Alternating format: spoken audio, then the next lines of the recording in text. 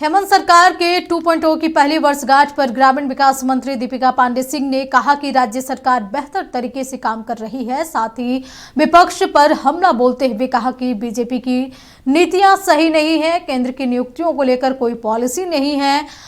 वहीं आगामी 5 दिसंबर से झारखंड के शीतकालीन सत्र में विपक्ष के उठाए सभी मुद्दों पर जवाब देने की बात कही। साथ ही जल्द ही महिला आयोग के अध्यक्ष की नियुक्ति को लेकर मुख्यमंत्री से मुलाकात करने और अपनी बातें रखने की भी बात कही। मंत्री दीपिका पांडे सिंह से बातचीत की हमारे सहयोगी कमल कुमार ने। मंत्री दीपिका पांडे सिंह हैं, उनसे जानते हैं वो किस रूप में देखती हैं। 1 साल पूरा हुआ, कितना संतुष्ट? देखिए, 1 साल में सरकार ने अपनी प्रतिबद्धता और अपनी प्राथमिकता दोनों जनता के बीच रखा है। हमारी प्रतिबद्धता महिलाओं के प्रति, उनके विकास के प्रति है, इसलिए हम लोगों ने उनसे जो भी वादा किया उसको मजबूती से पूरा कर रहे हैं। हमारी प्राथमिकता क्या होगी इस कार्यकाल की, उसको भी बहुत अच्छे तरीके से अपने कार्यकाल का पहला साल पूरा करने पर माननीय मुख्यमंत्री जी ने किया। पूरी कैबिनेट के साथ उन्होंने जो जिन लोगों को 10,000 नियुक्ति पत्र दी, वो सालों से इंतज़ार में थे।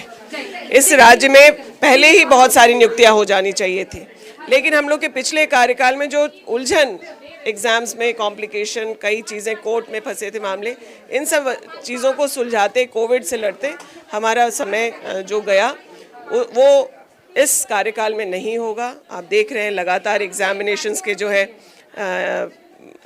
विज्ञापन निकल रहे हैं, नियुक्तियां पत्र बांटी जा रही है। हर विभाग में कहां कहां लोगों को काम दिया जा सकता है, सरकारी नौकरियां हों चाहे प्राइवेट में, कैसे अपॉर्चुनिटीज़ किया जाए, वो हमारी सरकार कर रही है। और माननीय मुख्यमंत्री जी ने इसको बहुत प्राथमिकता अपनी बहुत क्लियर कर दी है। विपक्ष जिस तरह से लगातार वो अपनी भूमिका में है, वो 6 साल जोड़ करके अब खामियां गिनवा रहा है सरकार की, उसको क्या जवाब? देखिए, आज अगर केंद्र की नीतियां सही रहती, जो नियुक्तियों को लेकर के अगर उनके पॉलिसीज सही रहते, उनकी एक्टिविटीज़ सही रहती, तो आज वो अपने वादे को पूरा कर पाते। हर साल जब 2 करोड़ नौकरियाँ दे रहे होते वो, तो आज 11वें साल की बात अगर आप करते हैं तो 22 करोड़ नौकरियों की बात थी। अगर 22 करोड़ युवा अगर नौकरियां पा जाते केंद्र सरकार की पहल से, उनकी नीतियों की वजह से, तो उसका लाभ झारखंड को भी मिलता। दीपिका जी, सत्र भी शुरू होने वाला है, क्या मुद्दे होंगे, किस तरह से जवाब आप लोग देंगे, किन बातों को रखेंगे? देखिए, अब ये महत्वपूर्ण सत्र होगा, शीतकालीन है, अनुपूरक भी आएगा। आगे जिन कामों को राज्य में पूरा करना ज़रूरी है, हमारी कुछ पिछली स्कीम्स चल रही हैं जिसको पूर्ण करने की बात है। केंद्र से हमें सहयोग कितना मिल रहा है आप जानते हैं।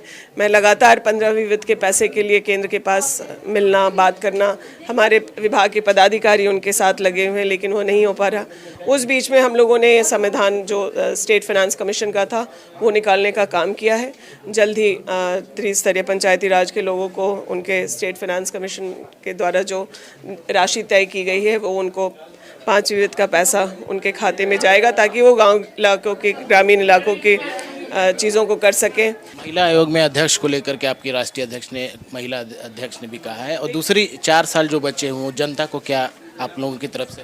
तो एक बहुत महत्वपूर्ण मुद्दा जिसको हम लोग भी अपने स्तर से उठाते रहे, लेकिन मुझे लगता है यह समय है, और महिलाओं को हमने मैया सम्मान से तो ज़रूर जोड़ा है, लगातार उसको समय पर बहनों को राशि भी जारी है, लेकिन कई ऐसे फैसले हैं, जैसे महिला आयोग की बात हो जाए, फिर इस राज्य में विमेन एंड चाइल्ड पॉलिसी सही जगह पर हो जाए, वो सुनिश्चित हो जाए, वो तय हो जाए। नीतिगत फैसले जो हमें लेने हैं वो भी हमें करना होगा। बहरहाल आने वाले 4 सालों में जो काम बचे हैं, जो वादे किए गए थे, उससे पूरा किया जाएगा और सशक्त पूरे समाज को बनाने का प्रयास होगा। वीडियो जर्नलिस्ट गुड्डू के साथ कमल कुमार, नक्षत्र न्यूज़, रांची।